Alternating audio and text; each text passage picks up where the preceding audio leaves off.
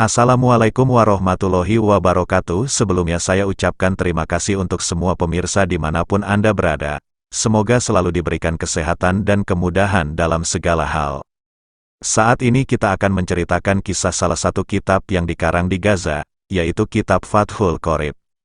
Namun sebelum kita lanjut, kami himbau untuk sahabat sekalian untuk subscribe channel ini agar kami terus semangat untuk memberikan cerita-cerita hikmah.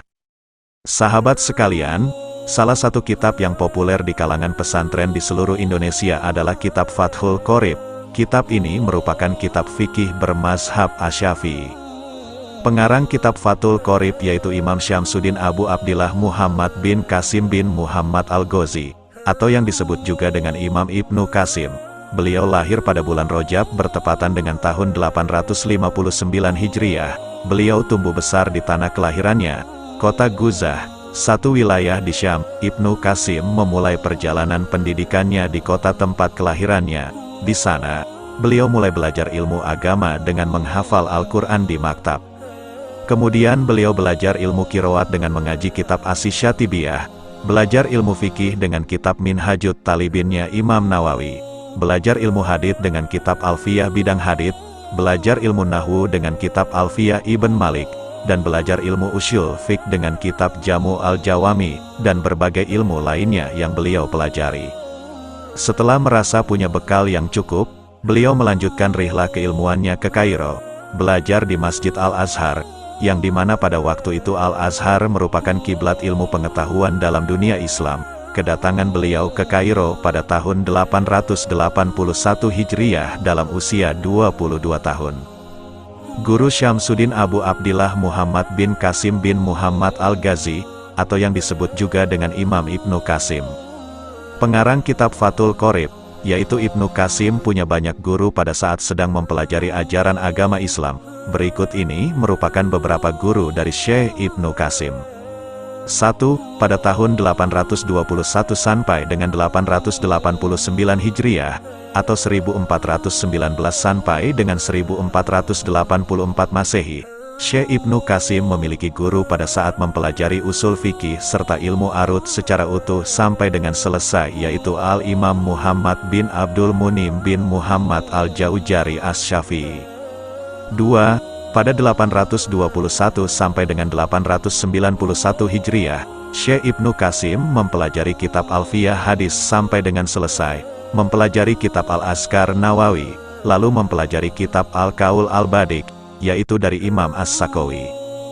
3. Pada 826 sampai 912 Hijriah beliau juga mempelajari ilmu faraid, mempelajari Al-Jabar, dari Muhammad bin Ahmad Al-Ghazal Asy-Syafi'i.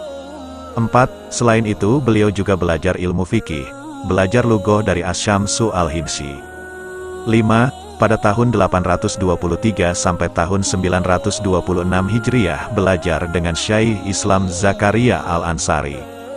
6. Beliau juga ikut belajar ilmu fikih dengan Al-Abadi. 7. Syekh Ibnu Qasim juga ikut belajar dari Zainuddin Zakaria dalam mempelajari kitab Jamu al-Jawami, karya Al-Mahali dan Qiraat Sapah. 8. Mempelajari ilmu kitab Syarah Al-Aqaid dan Hasyiyahnya, Al-Kutifi Al-Mantiq, Syarah, Tasrif dan lain sebagainya bersama gurunya yaitu Alauddin Al-Hisni. 9. Mempelajari kitab Syarah Asikal Tasis dari Jamaluddin Al-Qurani. 10. Mempelajari ilmu Qiraat Sab'ah dan Arba'ah Asyar dari Zainuddin Jafar. 11. Mempelajari ilmu Qiraat hingga surat Al-Ankabut dari As-Sanhuri. 12. Ikut mempelajari ilmu Qiraat Asyrah sampai dengan surah Al-Hijr dari Syamsuddin Muhammad bin Abu Bakar Al-Himsyani.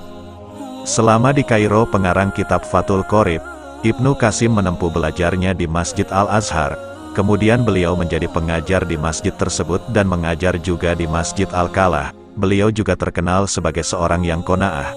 Beliau ini tidak senang dengan adanya pangkat dan jabatan, tidak senang pula dengan popularitas serta memiliki perangai yang tenang. Ibnu Qasim wafat pada hari Rabu, tepatnya 6 Muharram 918 pada usianya 58 tahun dan wafat di Kairo. Kitab Fathul Qorib ini merupakan kitab kuning yang pembahasannya terkait dengan persoalan fikih seperti di dalamnya ada pembantu tentang salat toharoh puasa haji, zakat, munahakat, jinayat dan mawaris. Sekian para sahabat, itu adalah cerita singkat tentang pengarang kitab Fathul Qorib. Semoga bermanfaat. Terima kasih. Wassalamualaikum warahmatullahi wabarakatuh.